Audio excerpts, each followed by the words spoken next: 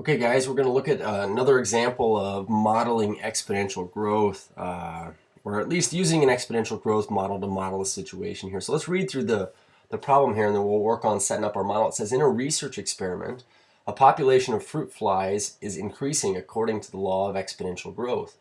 After 2 days, there are 125 flies, and after 4 days, there are 350 flies.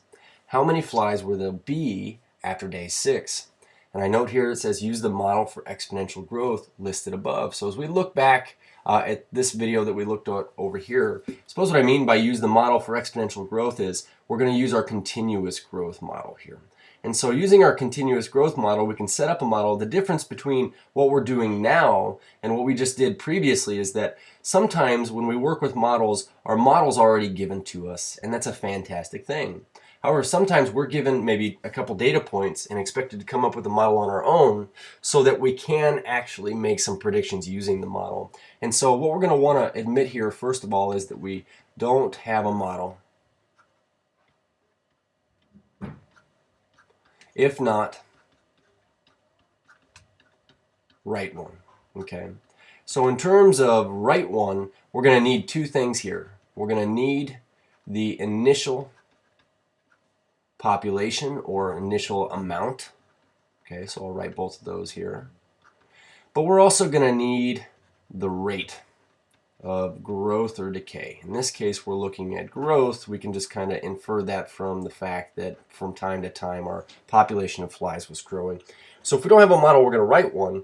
In this case here, what I want to do is I want to make sure that we identify our variables and make a table to kind of represent any data points that we already have. So it looks like we have like 2 days, 125 flies. I suppose what we're looking at is a population changing over time, where our time here is in days.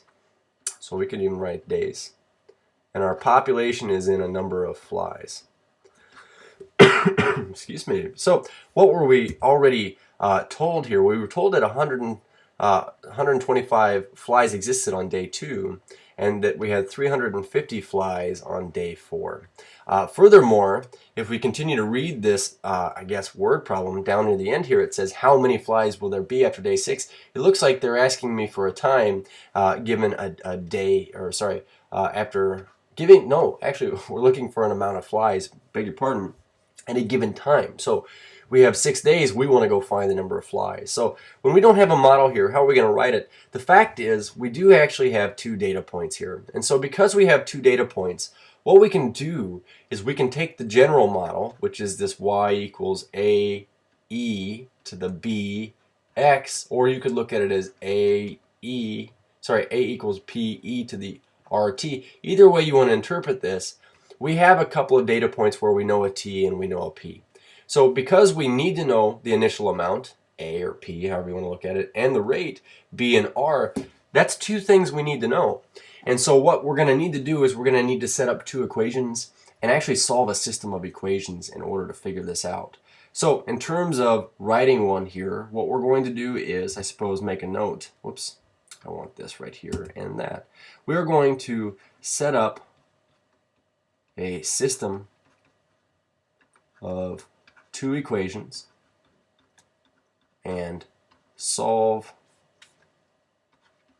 for both the initial amount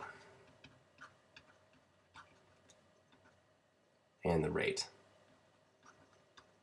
So let's go ahead and do that maybe over here in this space. And so we know that we have these models here. What we're going to do is we're going to plug in for y and x. What we have is these 2 variable values over here. In other words, we're plugging in a population and a time. So we'll say our equation 1. If we want to look at this as being our first equation that we could make, we know that given this model, we know that there's a population of 125 flies. So we'll plug that in for our y variable here. We say that this is equal to some unknown initial value, e to the unknown rate. So I'm going to say I don't know the rate, but I do know the time was 2. And so our first equation here is really 125 equals ae to the 2b. I'm going to put a box around that here, where b is our rate and a is our initial value. When we say equation 2 here, then, we're going to say that we knew that there was a population of 350 flies, but only when our time was 4 days. So in other words, we have 350 equals a e to the 4b. I'm going to fix that 4 here. 4b. We'll put a box around this. Excuse me. So now we have two equations with two unknowns. That means that we can set up a system of two equations with two unknowns and solve it. The thing here is if we had a system of equations, and so we're going to say here's our system. And these are our two equations here. We have two methods for solving a system of equations. One of them is to use elimination. Now the other one is to use substitution. And the fact is, because we don't have things lined up underneath one another like the A or the B here, where we can add them to their opposite and get them to cancel, we're going to need to use substitution here. And so I'm going to make a suggestion. In the equation that has the lesser of the two rates, so like this one right here, what we're going to do is we're going to solve for A. Now, I could have solved for anything. In terms of substitution, what I mean by solve for anything is I could have solved for A here, I could have solved for B up here, and then plugged it into the other equation, but it's easier to solve for A. So what this means is we're going to divide both sides by e to the 2b, which means we really get A equals 125 over e to the 2b. Now I'm going to put a box around this because when we solve things using substitution, we always solve for one of the variables first and then go plug that into the other equation as a substitution for that variable. And what this does is it allows us to say, well, then this new equation we would have here is 350a e to the 4b, where we're plugging in 125 e to the 2b. So what we get now is a situation where all of our a's are out of this equation. All we have left are b's, and we just need to solve for them. So when we work with something that looks like this, let me give you some advice. We're going to put this e to the 4b over 1. Because we multiply fractions straight across, we actually end up with 350 equals 125 e to the 4b over e to the 2b. And our rule with exponents is when we divide, let's use a b here to represent this, b to the m over b to the n. When you divide two things that have the same bases, you keep the same base, but remember we subtract their exponents. So in this case, we're going to get 350 equals 125 e to the 4b minus 2b. Or in other words, we get 350 equals 125 e to the, we just get 2b, we subtract their exponents. So looking at this now, what I want you to recognize is this is just some exponential equation. We're not going to have any luck using one-to-one property to solve this, but we can go ahead and just isolate our base and use logs to undo this. So when we solve this, let's go ahead and divide both sides by 125. So we get 350 over 125 equals e to the 2b. I'm going to go ahead and leave this unreduced for the moment. I'm not really worried about reducing it. I'm more worried about just solving for b here. So we get the ln of 350 over 125 is equal to the ln of e to the 2b, but there our log and our exponential base cancel out. So we have ln of 350 over 125 equals 2 times b. This means that b is going to be equal to the ln of 350 over 125, all divided by 2, which that's our exact value. Let's get an approximate value now. We would see that we end up with the ln of 350. Let me turn my calculator on here. The ln of 350 divided by 125. That divided by 2. What this means is we've solved for b. Now, here's the thing. What is b in the grand scheme here? B in our continuous growth model is our rate. And because we want rates to be substantial, we're going to write down the first 4 digits that aren't 0 in this rate. And I see that we have 0.5148. So we get about 0.5148. I'm going to throw a box around that because that was one of the things that we needed to find up here. We needed to find the rate of growth or decay. Now, because we're solving a system of equations, once we find one variable, we need to go plug it back in to find the other. I'm actually going to suggest then that we take this b and we plug it back into this modified equation that we had right here in order to solve for a.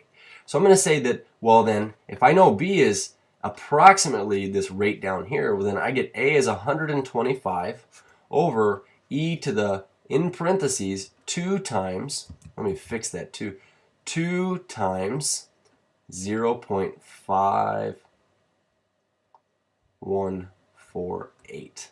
So now we get to evaluate for this, being very careful how we craft this in a calculator. 125 divided by, I'm going to say e to the power of 2 times 0.5148 end parenthesis, and what we get is about 44.64. I'm going to say this is about 44.64, and that was an initial amount. So when we look at having both our rate now and our initial amount, then looking back up what I wrote as number 1 here, we don't have a model, we have to write one. We need an initial population and a rate of growth or decay. We have both of these now. So what I need is some more space here. I'm just going to write it over here. We're going to actively write the word model. And with respect to this model, we're going to say our model is y equals 44.64. Now that was our initial amount. And we have e to the bx, where our b, or our rate, was 0.5148. We're going to say x. This now is our model for this population of flies, and what it implies is we started with somewhere around 44.64 flies, and it's growing at about a 51.48% rate. So you can see now when I ask you this question, hey, how many flies are there going to be, at 6 hours? That's a lot easier to answer when you have the model, once you've discovered the model. So let's go ahead and do this then. Let's plug in 6 for, in this case, our time. So we have 44.64 e to the 0.5148, and we're going to plug in 6 for our time here. Let's go ahead and evaluate this on a calculator and see what we get here. We get about 44.64 e to the power of 0.5148 times 6 end parenthesis, and we would have a population of about 979.88. 979.88 flies. And I'm going to go ahead and build that into my table because I just feel like that makes more reasonable sense when we're working with models to see it over here. But we'd be able to answer the question now. After about 6 hours, you could expect a little under 1,000 flies. Okay, cheers.